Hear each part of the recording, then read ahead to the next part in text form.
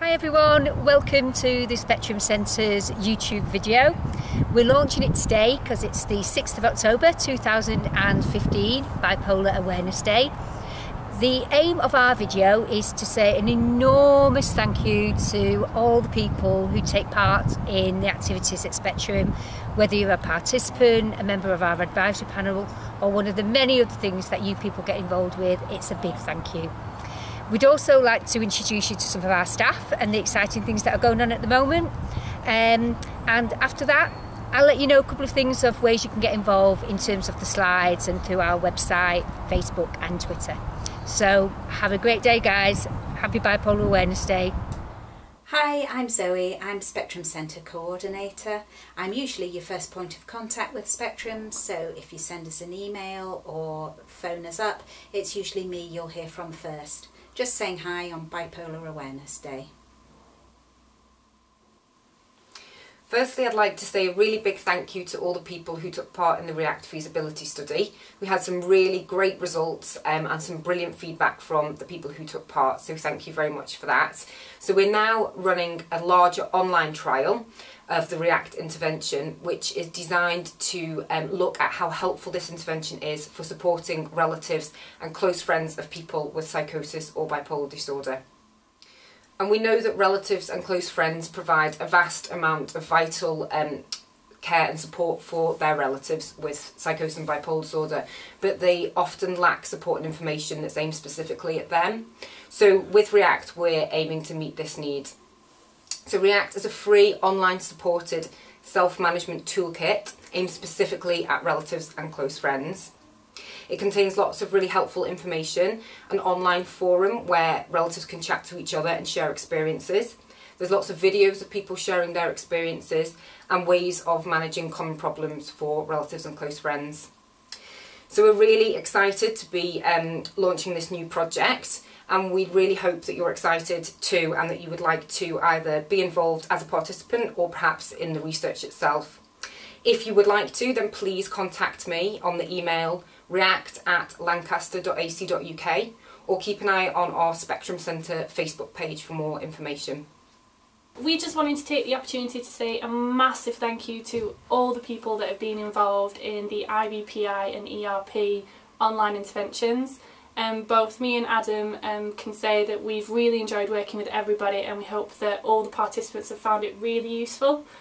For anyone that doesn't know what IBPI and ERP are, IBPI is the Integrated Bipolar Parenting Intervention that was done online, and ERP was an online intervention for people with a diagnosis of bipolar disorder, and it was taking a face-to-face intervention and making it into an online website.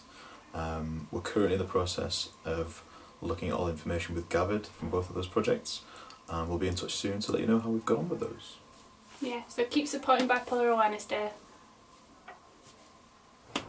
So my name's Rita. I'm the service user researcher at Spectrum, which means I'm a service user and I've got a diagnosis of bipolar disorder, and I use that lived experience to inform the research at Spectrum. It's not just about me informing the research, it's about people like you who may have a diagnosis of bipolar disorder or a relative or what have you. And it's my job to enable you to participate in our studies or get involved in informing our studies in whatever way is right for you and at a time that's right for you. So if you are interested, then please get in touch. There will be a slide at the end with all our details. Hi, I'm Alison and I'm a lecturer in mental health here in the Spectrum Centre for Mental Health Research. Some of you may have taken part in my online survey, which is looking at the beliefs that people have about their mood swings and how they respond to their mood and how that actually is associated with mood. And thank you very much for taking part if you did. The results will be out soon. We've just finished some research looking at group psychoeducation for people living with bipolar disorder. So there's been a research programme over a period of about 4 years evaluating how this helps people in terms of reducing relapse risk, and the findings from that study look promising, but also the experience of people who've been in the groups has been really positive, and as a result of both their enthusiasm and the data, we now have psychoeducation groups being implemented both in Manchester and in the East Midlands. commissioned by care commissioners and being run by the Trust. So we're really pleased that our research is actually being used to be implemented in clinical practice and hopefully improve people's lives. In terms of when people can access those services in the Trust that's in the East Midlands and Manchester, I think people in the East Midlands are able to access it now. So that's a rolling programme of psychoeducation that's ongoing there.